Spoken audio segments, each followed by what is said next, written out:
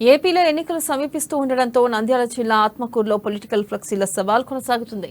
పట్నంలోని ప్రధాన కూడలి RTC bus stand ఎదురుగా సిద్ధమంటూ సీఎం జగన్ తో కూడిన భారీ కటౌట్ తో ఫ్లెక్సీలను వైఎస్ఆర్సీపీ నాయకులు ఏర్పాటు చేశారు. అయితే జగన్ ఫ్లెక్సీలకు దీటుగా వాటి పక్కనే సంసిద్ధం అంటూ శ్రీశైలం నియోజకవర్గం టీడీపీ మాజీ ఎమ్మెల్యే బుడ్డా రాజశేఖర రెడ్డి ఫోటోలతో టీడీపీ శ్రేణులు కూడా ఫ్లెక్సీలను ఏర్పాటు చేశారు. పట్టణంలో ఎక్కడ ఖాళీ స్థలం కనిపించినా ఇరు పార్టీలు పోటాపోటీగా ఫ్లెక్సీలను ఏర్పాటు చేయడంతో ఇరు పార్టీల మధ్య ఎప్పుడు ఎలాంటి ఘర్షణలకు తావిస్తుందోనని మున్సిపల్ అధికారులు, పట్టణ ప్రజలు ఆందోళన చెందుతున్నారు.